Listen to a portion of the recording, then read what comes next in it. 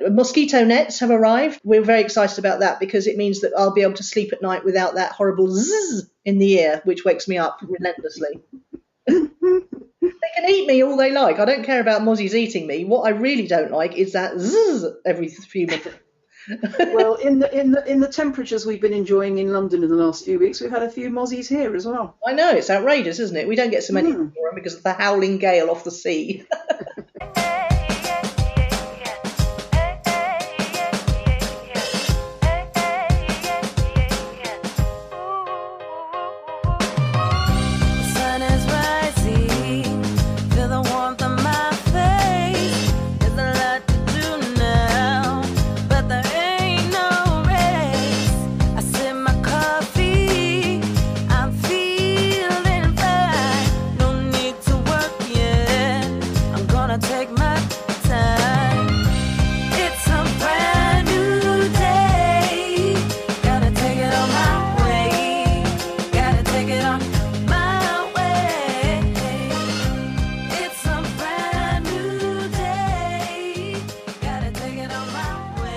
Welcome to Own It, Your Business and Your Life, with Nicola Cairncross and Judith Morgan. In this podcast, we're going to cover everything you need to embrace to become a successful entrepreneur, marketing, money, and much, much more.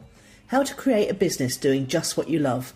How to own it, your business and your life. This one will be fast, funny, feisty, and very lively. So sit back and enjoy the show.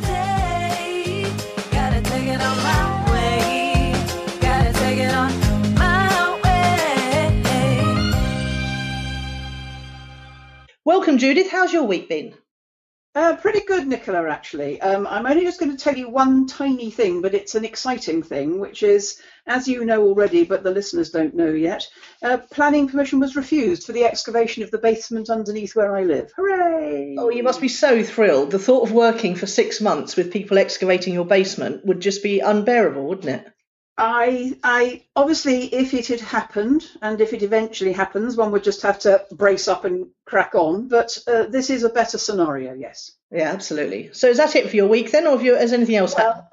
Well, my Who or What's in Press section is ram jam, so I'm going to be a bit short in this early section. Tell me about your week instead. So you're being economical at the front so you can spill over at the end, eh? I am, yes. Okay, cool. So my week, I've had an interesting week. I've had 2 surreal experiences with Facebook ads team, both positive, which is most unusual for any interaction with the Facebook ads team. One client account got, closed down about 3 or 4 weeks ago.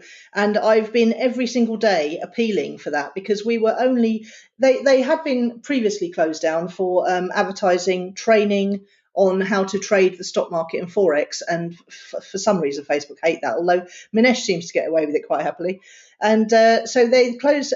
So what we've done was we set up a whole new account. We were whiter than white. We were giving away 3 chapters of this chap's book. And we weren't advertising the stock market at all. We were just giving away the book to build leads.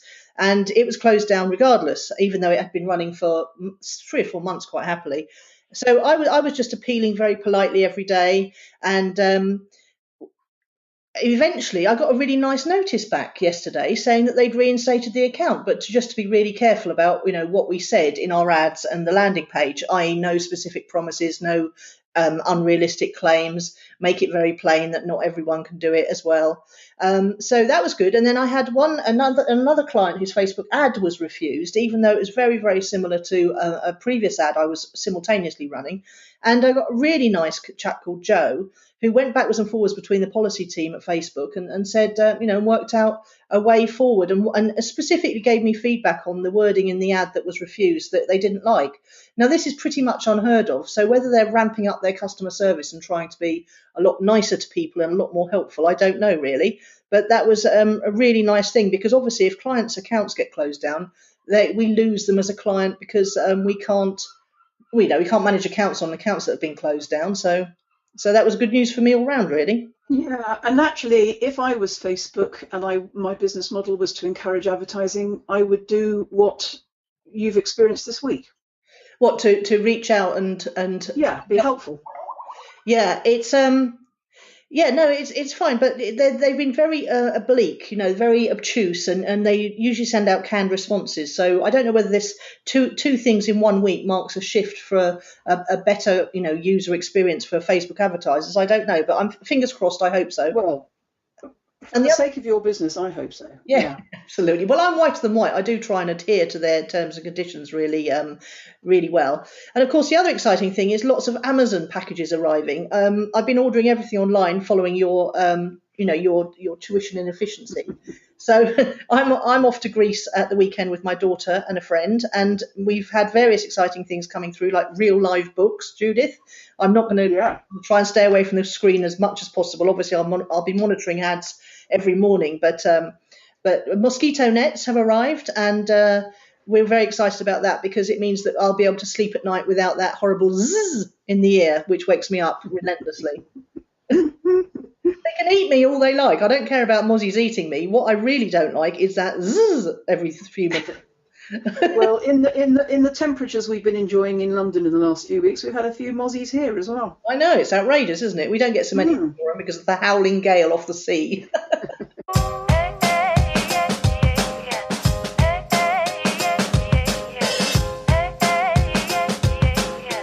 So, what's fueled your fire this week then? On Friday, I went to see my beautician, who used to be one of my accounting clients. And in 1997, I encouraged her to set up her own business and go it alone. And that was 18 years ago, obviously. It was exciting being with her, actually, because she is an instinctive business owner without having been schooled in it in terms of accounting. But she's got some savvy about what's commercial. And even 18 years into running a business, they've got new initiatives, an express nail bar. They're opening up on Mondays, which they never used to do. They do gel nails and you can walk in now. They do threading and hot wax.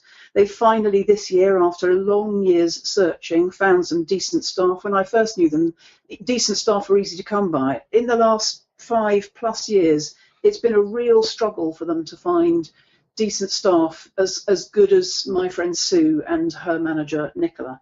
And they are a couple of grafters. In fact, they have this thing called the Circle of Trust, and they only allow 2 people into their circle of trust, and they're people that they can rely on forever, and that's themselves. And then one day they both smoke, and they smoke outside, obviously, because you're not allowed to smoke in premises anymore. And one day they're outside, and they go, "Oh, I think we could allow Judith in the circle of trust." Yeah, we could, Judith. So I'm in the circle of trust, but nobody else is ever allowed in. But my fire was fueled by seeing a business that's now 18 years old that I helped to start, that I did their accounts for a long time, that they're still working really hard to make it successful. They're keeping up with the times. They're offering things that people want now. They're innovating, and they've had a stroke of good luck in finding a couple of staff members, one of whom's what I call a grateful grafter, happy to have the job. It fueled my fire to see Sue and her business, which is called Tranquility, on an upward trend after difficult years. In the recession, people pulled back on expenditure like that. And with their new initiatives, they're rushed off their feet, they're busy, and profits are up, and they've got good staff to help them do it. So that's my story. Well, it's nice because you've mentioned them over the years quite a few times, haven't you? As shining examples of grafters, as you say. Yes. I'm very fond of them. I'm very fond of them, actually, because I've known them forever, and they're very funny too. Well, I'm off to the beauty. Obviously, the pre-holiday, appointments kick in fairly soon. So I'm having my hair done and top to toe at the beautician, and she's a lovely girl too, self-employed, works out of her mother's hair salon. Only took a minimum amount of time off when she had her baby, and she is doing incredibly well. I mean, she's the most efficient waxer I've ever come across. You're in and out in 5 minutes flat, pretty much. But I'll let you in on a little secret there. Unless you do what I call conveyor belt waxing like that, you can't make a profit at it. It's got to be fast. Sometimes friends of mine who've been waxed by Sue go to other salons who allow 3/4 of an hour for a leg wax. And I go, what on earth are they doing? You've got to do it in seconds. Otherwise, it doesn't pay. Just how hairy do you have to be for your leg wax to take 45 minutes, for heaven's sake? I mean, I have no hair at all. I'm known as half a leg at the salon. But anyway, there we go. We won't get into that too much. But yes, in order to make a profit out of waxing, it has to be fast, Nicola. Yeah, absolutely. And funny enough, my daughter Phoebe's got the appointment straight after me, so I think she'll be a bit more of a challenge. I hope she's not watching or listening. Yeah, so what's fueled my fire this week? Outsourcing the dull bits. Now, I shouldn't really say this because my lovely assistant Inga is listening in, but what I found really, what's the word I'm looking for? What inhibits me from selling is the thought of all the work.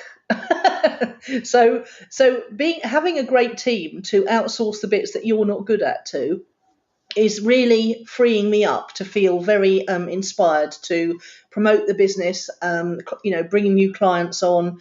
And I'm really on a mission now because we've cracked the $10,000 a month MRR, which is monthly recurring revenue, and the sky's the limit now, really. So, with the team, we think we can do between sort of 15 and 20 clients, and then we'll need to bring on someone else. And I've just been scouting about for a potential new recruit for Inga to train, because James Shramko, who also periscopes quite often and whose membership site I'm in, he says you should always have two people doing the job at any one time. So if one person leaves, the other person is there to train up the next person.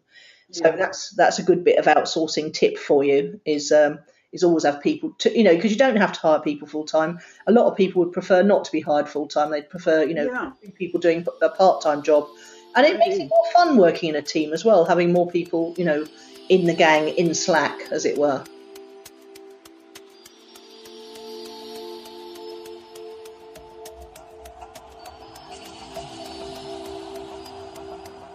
Do you feel isolated and alone in running your own home-based business? Do you have worries, doubts, fears and resistance which sometimes make you feel like giving up? Don't worry, you're not alone. In fact, you're perfectly normal. It can be scary all by yourself. But what if you could learn how to become a confident business owner, how to trust yourself more and grow your income, relax and be more creative and productive?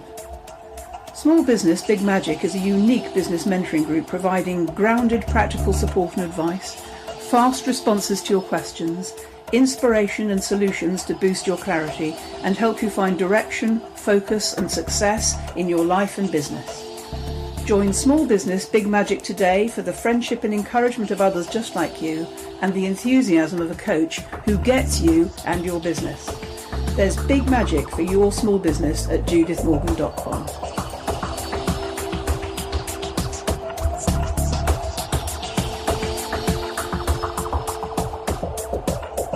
So, client challenge of the week then. I think you're going to remind me about one that I wanted to do. I am. Measurement. Specifically, the question is, how do you know how well your business is doing? Well, the reason that I was prompted to put this forward as client challenge of the week is because I've come across a really splendid spreadsheet, which is a bit daunting even for me. And it's all about how you can tell things like if you bring on, if you're working with clients monthly, so if you have a membership site or if you have a monthly service, how you can tell when it's time to scale up and what investment it will require to bring on a load of new clients very quickly, accelerate in a way.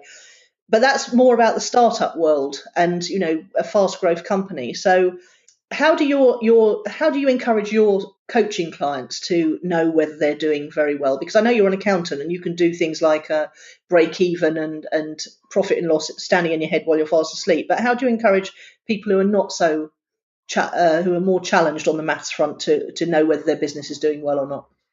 I'm not actually bothered what they measure as long as they measure something, because what you measure improves. So we have a discussion about what it would be. Obviously, quite a lot of people want more money, so you could measure pounds going into your bank account. You could measure the number of clients. You could measure the number of new clients. You could measure referrals going back to 2 weeks ago. You could measure visitors to your website. You could measure induction calls that you do if that's your business. In a business slightly bigger than my clients, I would want accounts. So at the very least, you've got to have annual accounts. If you can do monthly accounts, great. If not, quarterly to coincide with your VAT quarters, perhaps, because accounts measure profit. Yeah. And I know in that weekly spreadsheet that you do, you're recording cash flow, which is just as important, but another measurement. So, I think you pick your tool. I like profits because I just like profits. Accountants like profits. A profit is, in my limited company, is what's going to enable me to take a dividend, and it's an accountant's measure. You can go quite a long way as long as you've got cash flowing without noticing you're not making a profit. And I can think of a business that shall remain nameless that you and I both know that's what caused them to fail. As long as you're bringing cash in through the front door, you wouldn't notice that actually you haven't made sufficient profit to be able to take any of it. So I'm a fan of accounts actually, but you, I think, are going to talk about key performance indicators and your MRR that you just mentioned. Yeah, I mean, the thing I do, as you know, is run my cash flow forecast on a weekly basis, reconciling it to my bank account every week. But it does feed through into a simple profit and loss sheet. So I do know what because the profit and loss is filled out with projections in light grey, and then as the cash flow forecast gets filled up weekly, it gets pulled over into the other sheet, which then fills in the real profit and loss. Okay. So I do have a handle on that, but the problem for most people is that accountants only do it yearly in arrears. They're very retrospective, aren't they? So you do really need to be able to, even if you're doing it on a pad and paper with a calculator, you do need to be able to work out, okay, what have I spent this week? What have I earned this week? What's profit? There's a difference between net profit and gross profit as well, isn't there? Yes, there is. Basically, I'll explain those briefly. Gross profit is you only deduct from your income what it costs you to make that sale. So that might be, we sell something for 20 quid and we buy it in for 10. So the cost of sale, we take the cost of sale off the sale, and that's your gross profit. What about delivery? Then you take off all of your overheads, and then you've made a net profit. So in answer to your question about delivery, if it's directly attributable to the sale, so if you don't have to spend the money on the courier unless you make a sale, then it's not a direct cost. Sorry, I didn't understand that answer. Can you say? Okay, so your gross profit is the calculation of the costs you must incur to make a sale. So if you haven't made a sale and you don't need to deliver anything, you haven't got a cost. Does that make sense? Yeah. Okay. Now you might have an overhead. So let's say you've got an office, whether or not you make a sale. So that comes below the line, as we say. So it comes. It's in the calculation of whether or not you made a net profit, not a gross profit. Okay. So theoretically, someone with a bit of paper and a pen and a calculator could sit down every week with a little stack of receipts and work out whether they've made a profit or a loss this week and then enter it. They could. Yeah. They could. Yeah. Yeah. And again, at the end of the month, because some expenses are monthly, like your mobile phone bill, for instance, or even quarterly, so you have to do what we call accruing. Accruing. Oh, it's a good one. And you know what? I'm feeling the need to go to a stationery shop and buy one of those gorgeous old-fashioned ledger books they used to keep account. Oh, I used to love those. I used to love those. My handwriting's so neat and it was just full of my figures. Lovely. We used to use Tipex as well. We made a mistake. Ooh. Oh, I remember the time before Tipex. I'm sure you do. Yeah. Okay. So really, keep a track of income, outgoings, a gross profit, which is the income less the cost of doing the sale, and then the next bit is the overheads. And where does drawings come in, Judith? Does that largely depend if you're a limited company or not? Below the line. So you've got to make your profit first. So let's do your income, less your directly attributable expenses to making the sale, if any, because in coaching there isn't any, because now I do it on Skype, so there's no direct cost of that. Then you end up with your net profit, and only when you've made a profit can you actually draw any money. Now, there is an accounting treatment, which, as you know, in a limited company, you have a small salary that goes through, and that is in your overheads. So you've got your overheads, which include the small salary you're paying yourself in a limited company, then the profit from which you can make a dividend. But sole traders, it's just income less expenses equals profit. And that's all you can take, subject to cash flow. Okay, cool. Well, that's nice and simple. So I'm going to do a bit of a Q&A on Periscope after this, so I'm sure we'll get lots of questions.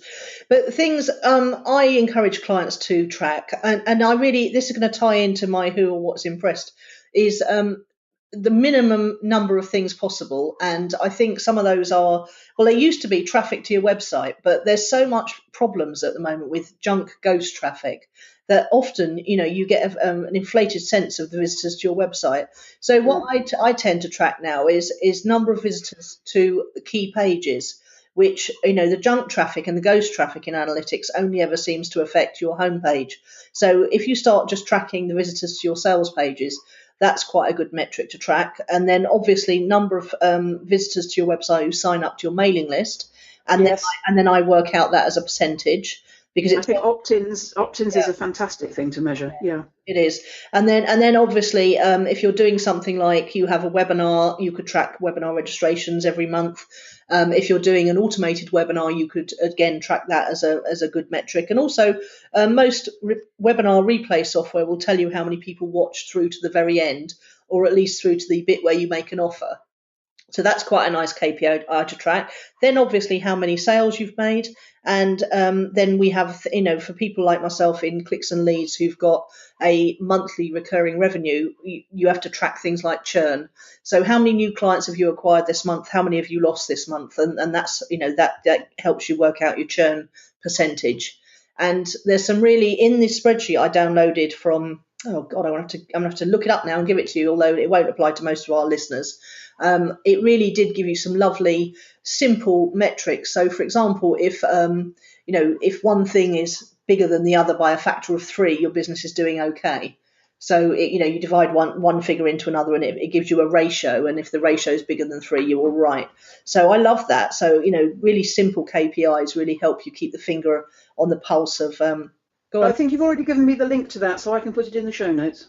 Oh, okay, all right, good. Well, it was a really good article actually, all the way through. And then I was just thinking, oh, wouldn't it be nice if they gave you a spreadsheet to download? And lo and behold, the button appeared. It was marvellous. Yay. Yeah, so you do need to keep a track, because I think it's too, especially when you're in a fast growth stage at the moment, where like I am, just sort of taking on lots of clients, and it's very easy to let your overheads mount up as well, because obviously as you're outsourcing and you're taking on more, bits of software to help you do the job more efficiently, you've really got to keep a good handle on that. Otherwise, perhaps if you lose a client, so for example, when my client's ad account got closed down, that was £1,000 a month out of my cash flow, which Yeah. it's not great. So if you run up your expenses too much and then you lose a client like that, then it can be quite a difficult thing. The other thing is keeping on top of clients' payments. So I'm very busily moving all my clients onto an automated payment system using Stripe and Stripeyfuse. But there's lots of ways to do it. You can set up recurring billing on PayPal quite easily, and really get clients into the habit of paying through an automated system, because chasing client payments, I mean, there was one client who was wanting me to work at the weekend and hadn't paid the last 2 months' invoices. So she was on a course. I didn't want to hassle her, but she wanted me to do this work. So, I really had to keep saying, can you pay the invoices, please? And it's I'm getting much better at that now. But I think another way of keeping, how do you keep track of who owes you what if you're in an invoicing business rather than a pay up front business? Yeah, well, you should be doing double entry bookkeeping in that case, which is you reconcile your bank account and it tells you what's outstanding.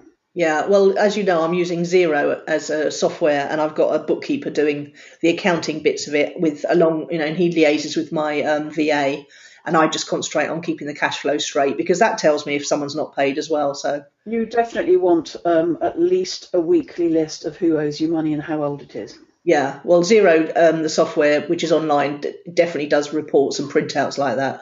Marvellous. Yeah, and it deals with all the VAT as well, because that's something I don't want to be dealing with anymore. No. Absolutely. So is there anything else we need to say on KPIs and dashboard?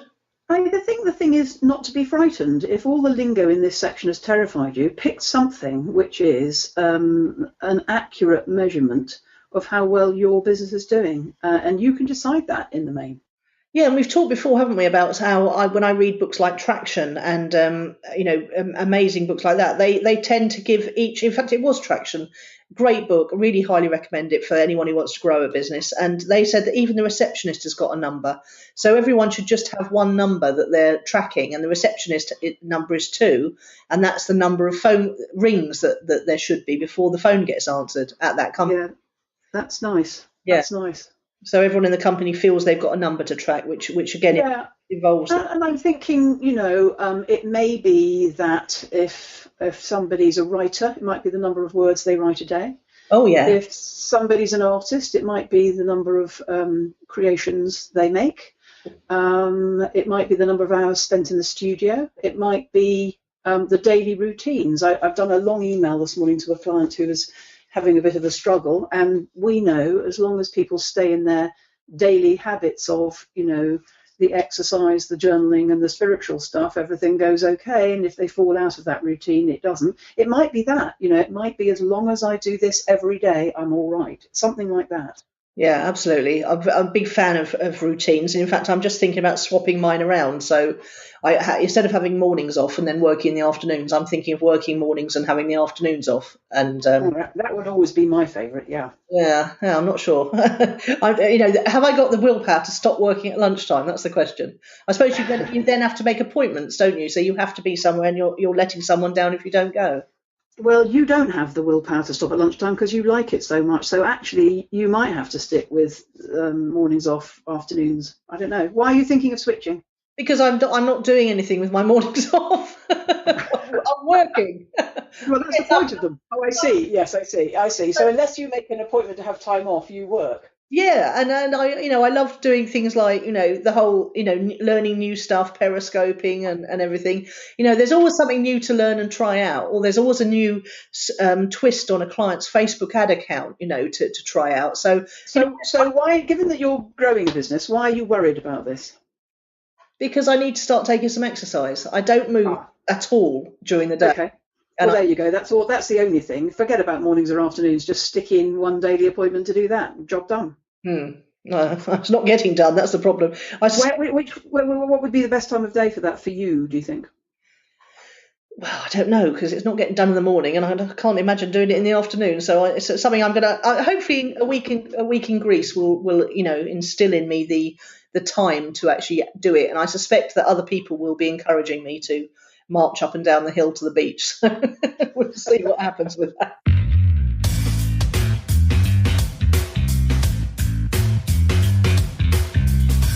So, word of the week next. Okay, you go first. Funnel.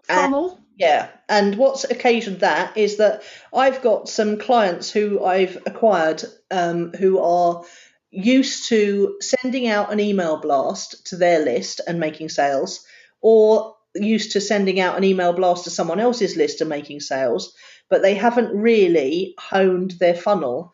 And so when they swap over to paid advertising as opposed to joint venture advertising, they're often disappointed and panicked at how it takes a few weeks to get their funnel right on the back end of a cold opt-in from a medium like Facebook. So I'm starting to think that I'm going to have to, because even though I say to clients it might take up to 3 months to start getting sales, and even though I'm only guaranteeing targeted traffic and qualified leads, they still seem to expect me to make the sales for them, or make the ads make the sales for them. And actually, it's all about the funnel that happens on the back end of the opt-in initially. So that's why funnels are very much on my mind this week. And of course, you can't build a well-converting marketing funnel if you haven't got a constant stream of people going in the front end. And that's another thing I'm having to educate clients about. So I'm when in the initial interviews, I'm really talking to people about their funnels. Do they have one in the first place? Has it been tested on cold traffic at all? Has it been tested on warm traffic? What does it convert at warm traffic? And then I can educate them about the drop in percentage, but the ultimate benefits of being able to scale out your business by using paid traffic. Because if you rely on joint venture traffic or organic Google traffic, either of those could be turned off at any minute. Your JV partners might stop mailing. Your Google Analytics, your site might be slapped by Google or something like that. So you really do need a predictable, scalable source of traffic. And But in order to turn that into a profit, you have to have a well built out funnel that's tested. There could be a product there, or something you make them go through before they qualify to start spending money on the ads. Yes, that's a good thought, isn't it? Mm. Yeah, I need to think some more about that, because I've had a couple of instances of that this week, and I don't like it, because it makes me, again, even though I'm only guaranteeing traffic and leads, it still makes me feel responsible if they don't make sales as quickly. Yes, and I'm not sure people would understand that unless it was very clearly explained. Yeah. Well, you do clearly explain it in the intake interview, but everyone's so excited about getting started that, it sort of tends to go straight out of the mind again. Yeah, but they might have to sign something saying that they've understood that. Well, they do sign something saying they've understood it, but they just don't read the thing they've signed. Yeah. So that's my word of the week, funnel. What about you? Mine's tolerations, brackets busted. Tolerations I've busted, which I'm going to talk about a lot more later in my Who or What's Impressed. A toleration, as you know, is an energy drain. It's something you step over. It's something you work round. And when I feel good, when I feel comfortable, I do my best work. And normally I bust all my tolerations in August when I'm off. But actually, for some bizarre reason, I've done it in July this year. And almost everything, as you will hear later, is now fixed. And so tolerations be gone. So if you're listening and you're tolerating anything, you're stepping over anything, you keep meaning to tidy up the wires behind the desk or get something fixed, my advice is get it fixed. Yes, I'm tolerating quite a lot in this house at the moment because it hasn't been decorated for many years, and it's not my house. So I'm thinking seriously about paying for someone to come and decorate it, because I just don't like it looking old and grubby and shabby. So tolerations, they are really annoying, aren't they? As there's lots of little things. I'm just looking around me and I can see about 20 things that need sorting. So I think it's you don't realise how draining they are, because you have to expend energy on the workaround. Yeah, the workaround, or even ignoring them, just even noticing. Yeah. Visually and thinking, I can't deal with that now, I'm going to put it to the back of my mind. It's really important that you don't have many of those things going on. But the very fact of listing your tolerations in business and in life often means that someone else steps up and sorts them for you. I think sometimes as well it's the time. So when you were talking just now about, I don't know what to do with the off time, so I don't take it. That would be a good list of jobs to either supervise being done or get done in that off time, because it's self-care. This is self-care. When all your stuff works, you feel great, you do better work. Yes, I suppose so. And that would be that would be good, wouldn't it? And it would also give me a sense of achievement, so it wouldn't feel like I'd just been lying about, doing nothing in my... I think the sense of achievement's wonderful. I mean, I notice when I'm pottering about the flat doing things that for me, which is a great act of self-esteem, if you think about it, it makes me very happy. Yes, it makes you feel good and worth it and all that stuff. So it's... Well, even just stirring something homemade in the kitchen, it's an act of self-love. It's weird sounding, but it is. Yeah. Very true, very true. That can only help as well.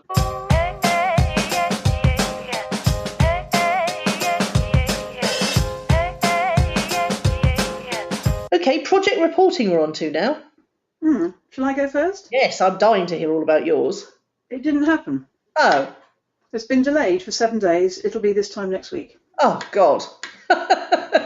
So at the 59th minute. Oh my God! They announced on the weekend they were going to launch yesterday in the UK, Ireland, and Europe, and there were such remonstrations from everybody else in the rest of the world that yesterday they had to pull the plug at the last minute and say, "All right, we'll do the whole world next week, same time next week."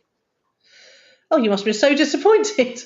Well, we were deeply psyched. There were a lot of very disappointed people who've been in it for a lot longer than me who were very grumpy about it. But, onwards and upwards, next week. Another week to zap some more tolerations while you're waiting. I haven't got many left now, frankly. Yeah. What about you? Project updates, yours? Yes. I had the breakthrough last week where people started booking themselves into my diary from my own Facebook ads. Yes. I've actually just realised that I've accidentally given you my project reporting update around the client's expectations and the JV traffic crowd. So we'll have to move swiftly on from this section, Judy. Oh, okay. Well, that's good, actually, because I've got a very long Who or What's Impressed section. Shall I go first? Yes, go on then. Okay, so all my self-care, tolerations, bust and maintenance jobs I have mentioned over previous weeks. They included getting the car serviced, getting the office chair fixed, having the hairdresser here for a haircut, getting the gardener in, getting the oven cleaned, having the visiting vet and going to the beautician. So I'm sorted, the car's sorted, the cat's sorted, and the oven is sorted, and the office chair is sorted. Now, what I looked at was the experience of working with these people. So under my beautician, I've written down it's the humour, as I mentioned just now, the trust. You do need to trust a person that does intimate jobs for you. So it's the humour, the trust, and the long relationship. The visiting vet yesterday, I said last week's podcast, he had a heroic name and I couldn't remember what it was. His name is Caesar, which is, I think, the name of a dog food, but I didn't point that out, obviously. Yeah. So he was helpful. You know, Mitzi was hiding on the top shelf of the wardrobe. He was helpful. He got her down between us. We grappled her into submission and did the job. The oven cleaner, the boy, it was a boy child that came on Saturday afternoon. What a ghastly job. It was hot, it was smelly, it was dirty. He arrived with these cleaning things. He was, I don't know, he must have been 19, maybe 21, young. And I thought, how brilliant that somebody of his age is prepared to do such a ghastly job on a Saturday. I thought that was quite impressive. The gardener came on a very long, hot day in the middle of Wimbledon. You know, there you go, come at 8 o'clock in the morning, dig in, get your job done. Hairdresser, cheerful, reliable. Car service, efficient. Chairperson, trustworthy, made it easy. All of these qualities of people in business that just make you, well, want to do business with them, frankly. Yeah, and isn't it awesome that all of those people are probably self-employed? I mean, possibly not the boy with the oven cleaning thing, but you know, they're all out there doing their job cheerfully and giving. You know, you're able to get so many things done so effortlessly. Well, I've been banging on about this for a couple of weeks now because it's impressed me such a lot. That there are 1, 2, 3, 4, 5, 6, 7 businesses in my own life, just my one little life, 7 businesses who are helping people with, you know, personal services and things we can't do for ourselves. I don't want to clean my oven. I don't want to dig my own garden. I can't cut my own hair. I can't paint. I don't want to paint my own toenails. I can't mend my own office chair or service my car. And the man yesterday, Cesar, meant that Mitzi and I didn't have to get her into the basket and drive. You know, brilliant. It's very entrepreneurial. It's very exciting. I ranted about it last week. Can do, you know, hooray for these people. Do you think that people are put off from starting businesses like those because perhaps they wouldn't pay for things like that themselves? So it limits, you know, because there's a whole raft of people who'd love to be self-employed or who'd love to get off the unemployment benefit or whatever, but because they're in a low place financially, they don't think that other people would pay for services and things like that. I think it's an interesting point, Nicola, because as I said to Cesar yesterday, I've been Googling every year for as long as I can remember for a home visiting vet, and it didn't exist, and now it exists. I think what's good, you know, you don't know. So, for instance, when I Googled for the man to fix my chair, I didn't even know there was a solution to my chair until I Googled for it. Google is my friend. I look for the solution to all my problems there, and I'm pleasantly surprised to have, you know, found people that solve all of them. But yes, I think you're right. If you'd never thought, I'll tell you what's surprising, when you finally, you know, find the man to fix the chair, which you thought was your unique problem, you discover he's got a thrusting business because so many people want their chairs fixing. Yeah, until you have that problem, you don't know it exists, and it wouldn't occur to you to start a business around it. Yes, I think you're right. Yeah, that's right. So there's something around the fact that a lot of people, and it sort of links into the self-esteem thing and how to price for your services and things as well, doesn't it? There's a whole, you know, raft of people out there who aren't charging enough for the things they do for people because they don't feel that anyone would be able to afford to pay them. It was something I had to get over right early at the beginning of my coaching career. Interestingly, not one of these people has undercharged me. They've all charged a decent whack. And I think how the world economy works is, I can't do all these jobs for myself. Neither should I be. I need to stay in the zone to service my clients, you know. And so in order to do that, other businesses, it's all, you know, yin and yang, in and out. You know, that's how money works. You've got to keep the flow going. I'm delighted there are people there to pay money to. And I will say that none of these undercharge me. I'm not saying they're expensive. I'm just saying that they know the value of their own services. And I think that's something that comes from being in business for a while, is that if you're working very hard, in the end you put your prices up, because if you're not getting a decent return on the graft you put in, you change your mind about being in business quite quickly. Yeah, it's like when I started Clicks and Leads, I was going to charge very little for the low end package, which is just straight traffic. And in fact, I was advised by the Dan Norris, who is often on Periscope and Twitter and gives off lots of great content at WP Curve blog. He said, really, I would rethink that lowest package if I were you, because if you take people on at that level, you're going to be very swiftly cheesed off how much you're doing. Yeah, exactly. Yeah, absolutely. Yeah, swamped with the wrong sort of client. So sometimes putting up your prices is a good idea. But anyway, who or what has impressed you this week? Well, it's yesterday. I don't know if you saw the Facebook meme that went around about Richard Branson's to-do list. No. Basically, it said it was talking about how very successful people do not have endless to-do lists, and they don't need software to manage their to-do lists and tell them what to be doing at any one time. They basically said that the very successful people focus on the one thing that needs to get done that day that will move their project forward. And interestingly, I've just finished a book called The One Thing by Gary Keller, The Surprisingly Simple Truth Behind Extraordinary Results. And that was a really good read. It was recommended by lots of people in the startup space, and I really thoroughly enjoyed it because I realised that actually, I went through a phase when I was using a Stephen Covey and 7 Habits planner to plan all the things I wanted to do. But they were also saying in this article that if you put it in I don't know if you do this, Judith, but if you put it in your Google Diary or your Outlook, think of the things you want to achieve that week and then schedule in time to do them. And that was what the Stephen Covey 7 Habits Planner was all about. It was about allocating your roles in life and then allocating sufficient time to, achieve each role successfully that week. And the one thing, it just takes away that. I mean, when I think about a long to-do list with more than 3 things on it, I get quite panicked. And we had that conversation last week, didn't we, where you had to take out all the just reminder things. All the recurring. Yes. Yeah. I have a very strong sense every day of what's the most important thing to get done today, and I often like to do it first.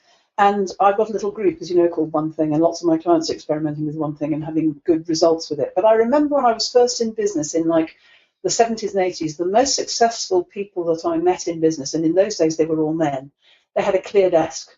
A clear desk, yeah. Yeah. They were just available to their team. That's it. They didn't do the work. Other people did the work. They were available there to be consulted and firefight if necessary, make decisions on things.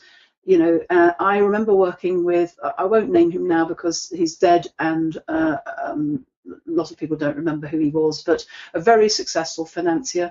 He had a clear desk and he dialed his own phone calls as well. And in those years, you didn't used to get your secretary to phone up and say, is Mr. X in? I've got Mr. Y for him and all that nonsense. He didn't. He dialed his own phone calls and he had a clear desk. And I saw that from the beginning. A leader is available to help everybody else do well. So you keep flexible. You don't pile your own workload up. Yes, I came across the concept of an empty desk first in 1 Minute Manager by Ken Blanchard, I think it is. Oh. I was really quite impressed with it then. And I was listening to something with Highton Shah, who started Kissmetrics and Crazy Egg, and is now starting a new software startup. And he was saying that he manages his own diary like that because he likes to have control of his own time. And if he had a VA managing it, he would end up with it being filled with lots of nonsense that wasn't absolutely necessary. So he likes to do his own diary bookings, and that keeps control of that for him. And he's got lots of empty space in it because, of course, you can't be creative or have new ideas if you're following a 20-point to-do list, can you, in a day? No, and there's what you might do with your time off, is just be creative and have ideas. Oh, I might try that then. Well, thinking. I often think the thinking and space is the most valuable thing. Yeah. Well, I'm going to have lots of space to think next week under my mosquito net. So apart from checking in once a day on clients' Facebook ad campaigns, I will be largely reading and thinking and swimming. Lovely. And we are going to try and do the podcast from Stupa, are we not? We are. Stupa in Laconia, in the Peloponnese in Greece. That's where we'll be coming from live next week. So, with a bit of luck, our overseas ones haven't worked terribly well, but we're going to give it a third go, I think. We tried Malta. That didn't work. We tried Vegas. That did work. Cool. Next week, Stupa. Why not? It's an international podcast, this one. We are in 89 countries around the world, so why not broadcast from some of them as well? Brilliant. Thank you very much for joining me. It's been great fun, as always. And Not at all. I'll see you next week in Greece. we will indeed. Bye. You've been listening to Nicola Cairncross and Judith Morgan. The podcast is called Own It, Your Business and Your Life. Do come and visit us at ownitthepodcast.com. We love to hear your feedback. You can find out more about Judith and visit her on her website at judithmorgan.com, and you can find Nicola at nicolacairncross.com.